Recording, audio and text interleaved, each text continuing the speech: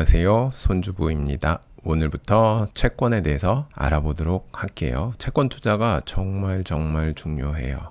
그래서 채권이 뭔지 설명을 해드리자면은, 채권은 쉽게 말해서 돈 빌린 다음에 쓰는 차용증이라고 생각하면 돼요. 그래서 이 차용증에 들어있는 내용은 언제 원금과 이자를 지급하기로 약속한 증서를 채권이라고 얘기를 합니다. 그래서 미국 국채 기준으로 해서 크게 단기채, 중기채, 장기채 이렇게 세 종류로 나뉘게 되고요. 만기를 보았을 때 1년 이하가 단기채, 2년에서 10년 중기채, 10년 이상 20년, 30년 장기채인데, 단기 국채는 이자가 없어요. 그래서 처음에 할인을 해서 발행을 해요. 그러니까 선이자를 떼고 발행을 한다라고 생각하시면 됩니다. 그 다음에 중기채와 장기채는 이자가 6개월마다 지급이 됩니다. 그 다음에 가장 중요한 게 금리 민감도라는 개념이에요. 금리 민감도는 금리가 변함에 따라서 채권의 가격도 변동이 이루어지는데, 그 변동의 정도가 단기채는 가장 낮고 장기로 갈수록 가장 높다. 그러면은 용도가 다르겠죠. 안정적인 투자를 원하시는 분은 단기채 가져가셔야 되겠고, 장기 투자하실 분들은 장기채를 가져가시면 될 것 같습니다. 채권 투자의 최대 장점은 만기까지 보유할 때 원금을 무조건 돌려준다라는 사실과 이자가 고정적으로 나온다라는 사실인데, 단점은 어찌됐건 채권 투자는 금리와 환율 방향에 베팅하는 것이기 때문에 약간 도박적 성격도 있어요. 그래서 중간에 금리가 만약에 떨어진다면, 시장 금리가 떨어지면은 국채 가격은 상승을 하고, 시장 금리가 상승을 하면 국채 가격은 떨어지기 때문에 중도 매도 위험이 있어요. 중간에 팔았을 때 국채를, 돈이 필요해서 내가 들고 있는 국채를 중간에 팔게 되면은 이제 가격이 올라 있을 수도 있지만 떨어진 상태로 팔 수도 있게 된다. 그래서 방금 전에 말씀드렸던 게 금리랑 환율이 제일 중요하다라고 얘기를 했잖아요. 그래서 금리랑 환율에 대해서 잠깐 얘기를 해보면은, 환율을 다른 말로 하면은 다른 나라 돈의 가격이에요. 다시 말해서 원달러 환율의 경우에는 달러라는 돈의 원화 가격을 말해요. 지금은 1,300원대의 원달러 환율이 형성이 되어 있죠. 그래서 여기에서 수요 곡선과 공급 곡선 사이에 균형을 이루고 있는 요 지점을 환율이라고 생각을 하면 되고, 그러면 공급 곡선이 있으면은 달러를 공급하는 사람은 누구일까요? 네, 맞아요. 수출 많이 해서 한국 삼성전자와 같은 기업이 휴대폰을 많이 팔아서 달러가 우리나라에 들어오면은 공급 곡선이 증가를 하는 것이고, 그리고 수요 곡선은 뭐죠? 우리가 해외여행을 가려면은 달러가 필요하니까 수요가 필요한 거고, 그리고 서학개미들이 달러가 필요하면은 수요가 필요한 것이고, 그래서 수요 곡선이 이렇게 옆으로 가는 것을, 오른쪽으로 수요 곡선이 가는 것을 수요가 증가한다라고 얘기를 하고, 공급 곡선이 이쪽으로 가는 것을 공급이 증가한다라고 얘기를 해요. 그러면 여기서 예를 한번 들어볼게요. 한국의 반도체 수출이 많이 이루어지면은 환율이 어떻게 될까요? 반도체 수출이 많아지면은 달러가 우리나라에 많이 들어오니까 달러의 공급이 증가해서 달러의 새로운 공급 곡선은 요렇게 생기겠죠. 요렇게 생기면은 균형 가격은 요 밑으로 떨어지니까 원달러 환율이 떨어질 것이고, 반대로 수입이 많아져서 무역 적자가 커지면 어떻게 될까요? 수입이 많아진다라는 건 뭐냐면, 수입한 물건에 대해서 달러로 이제 갚아야 되니까 달러에 대한 수요가 증가할 것이고, 달러에 대한 수요가 증가해서 수요 곡선이 이렇게 상승해 버리면은 새롭게 생성되는 균형 가격은 올라 있으니까 원달러 환율은 올라가겠죠.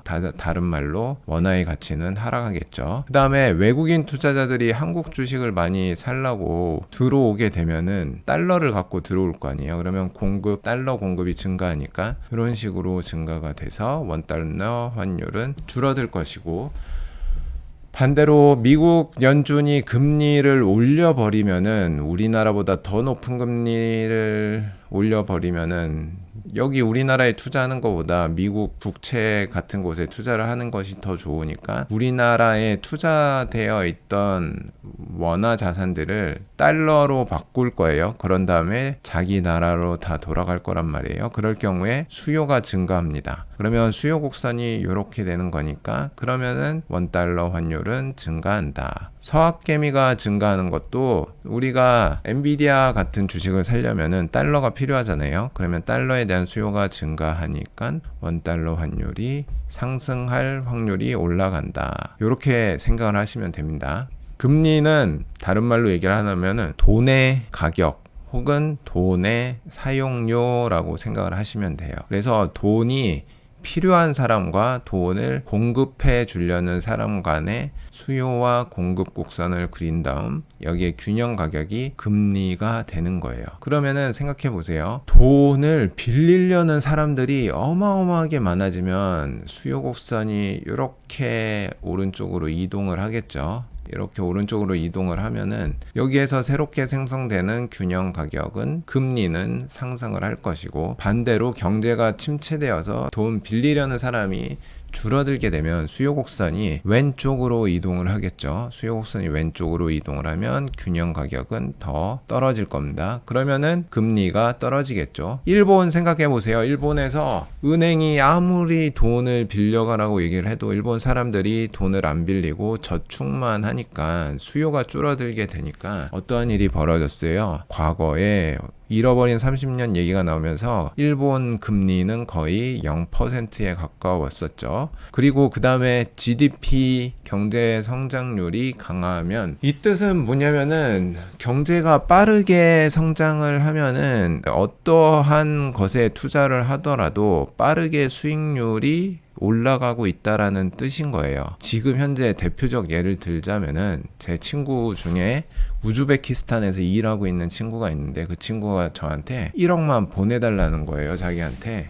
왜? 그랬더니 그 친구가 우즈베키스탄에서는 예금 이자가 20%를 초과하고 있대요, 지금. 그래서 자기한테 보내면 1억 투자를 하면은 한 달에 200만 원씩 꼬박꼬박 이자가 나온다라는 거예요. 그리고 우즈베키스탄에는 이자 소득세도 없어서 굉장히 좋다라고 얘기를 하는 거예요. 우즈베키스탄이 GDP 성장률이 지금 폭발적으로 좋아요. 왜냐면은 지금 러시아와 우크라이나가 전쟁 중이기 때문에 서방에서 이제 러시아에 대해 제재를 하고 있잖아요. 그래서 러시아에 필요한 물건들이 우즈베키스탄과 같은 러시아 인접 국가를 통해서 들어가기 시작을 했어요. 그래서 GDP가 폭발적으로 성장을 하고 있죠. 그러니까 이러한 경우에는 돈을 필요로 하는 수요가 폭발적으로 증가를 하기 때문에 수요 곡선이 이렇게 오른쪽으로 이동을 하고 새롭게 형성된 금리는 엄청 빠른 속도로 증가하게 된 것이죠.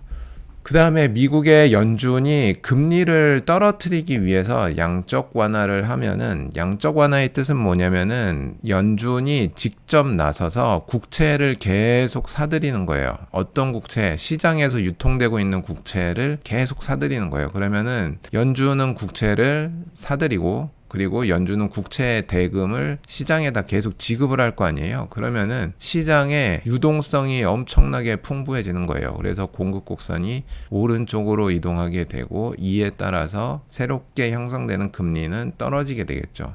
그 다음에 은행의 지급 준비율을 높이면은 어떠한 사태가 벌어지냐면, 예를 들어 가지고 100만 원을 예금을 받았는데 소비자들한테, 근데 그 중에서 5%의 지급 준비율이 있다라고 그러면 5만 원은 금고에 남겨놔야 되는데, 이 지급 준비율을 높이게 되면은 어떻게 될까요? 높이게 되면은 더 많은 돈을 은행 금고에다가 쟁여놔야 되는 거잖아요. 그러면은 공급 곡선이 어떻게 될까요? 시중에 공급 곡선이 이쪽으로 이동을 하게 되겠죠. 그러면은 금리에는 어떤 영향을 주게 될까요? 금리에는 상승하는 영향을 줄 수가 있게 되는 것입니다. 네. 그래서 오늘은 여기까지 수업을 하고요. 그 다음 시간에는 수요와 공급에 대해서 이어서 조금 설명을 더 해보도록 하겠습니다. 감사합니다.